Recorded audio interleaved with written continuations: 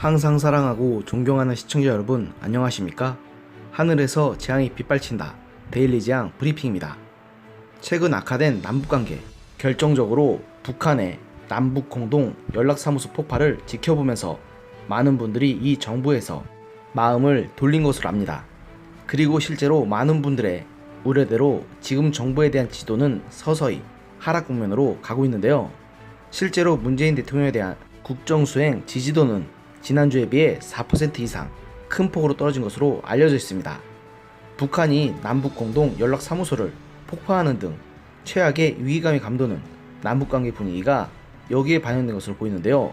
18일 여론조사기관 리얼미터가 TBS 의뢰로 지난 15일부터 17일 전국 18세 이상 유권자 1,507명을 대상으로 조사한 결과 문 대통령의 국정수행을 긍정평가한 응답은 전체의 53.6%로 나타났습니다. 이는 전주보다 4.6%포인트 하락한 것인데 지난 3월 4주차의 50.6% 이후 12주 만에 가장 낮은 지지율입니다. 반대로 국정수행을 잘못하고 있다는 응답의 부정평가는 전주보다 4.1%포인트 상승한 41.1%였고 모름, 무응답의 경우 전주 대비 0.6%포인트 상승한 5.3%입니다. 정당 지지율로 넘어가 보면 더불어민주당이 전주 대비 0.9%가 내려간 41.4%를 기록했고 이어 미래통합당이 27.5%, 열린민주당이 4.9%, 정의당이 4.7%, 국민의당 3.9%, 무당층 14.7% 순으로 나타나 국민의당을 빼고 모두 소폭 하락한 것으로 나타났습니다. 이렇게 문재인 정부의 지지율이 다시 하락 국면으로 접어든 것에는 북한의 개성 남북공동 연락사무소 폭파 사건을 위시한 남북관계의 악화를 꼽을 수 있을 것입니다. 그런데 이러한 일련의 책임을 지고 사퇴한 김현철 전 통일부 장관의 후임으로 다른 사람도 아닌 이인영 의원과 임종석 전 대통령 비서실장이 유력 검토되는 것이라는 언론 보도가 나와 큰 파장을 일으키고 있습니다.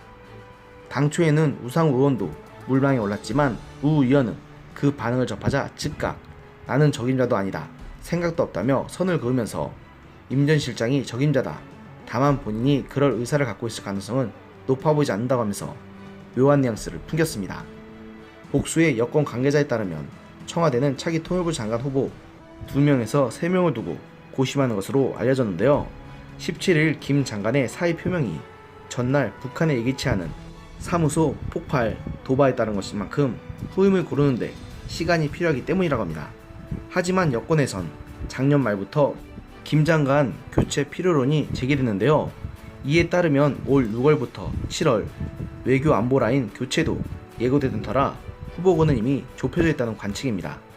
문재인 정부 전임 통일부 장관인 조명균, 김현철 조 장관이 통일부 관리와 학자 출신이었던 만큼 이번에는 과감한 추진력을 가진 정치인에게 대북 정책을 맡겨야 한다는 목소리도 나오는 것으로 전해집니다. 이에 이른바 민주당 86세대 핵심 멤버로 20대 국회에서 마지막 당 원내대표를 지낸 이인영 의원이 가장 유력한 후보로 떠오르고 있습니다. 이 의원은 20대 국회 전 후반기 모두 외통위에서 활동했으며 2018년 남북경제협력 특별위원회 위원장을 맡은 바 있는데요.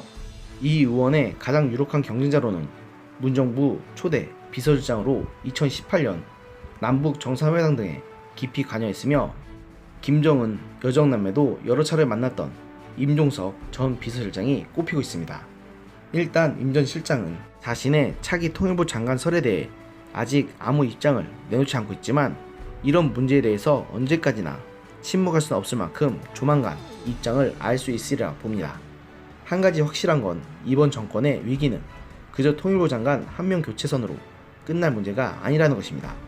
다른 건 다 떠나서 지금 문재인 정부의 남북 교류의 상징과도 같았던 남북공동 연락사무소를 폐쇄한 것도 아닌 폭파하는 현 북한 정권을 보고도 대북 강경책으로 선회하기는커녕 오히려 더 대북 유화책을 더 주장하는 장관을 내세운다는 것은 그야말로 지금 정부 사람들의 현실 감각을 의심할 수밖에 없는 부분입니다. 지금 북한 정권이 얼마나 막 나가는 존재인지를 보고도 오히려 대북 유화책을 고려하는 인사를 보면 지금 정권이 아직도 정신을 못 차렸다는 것을 알 수 있습니다.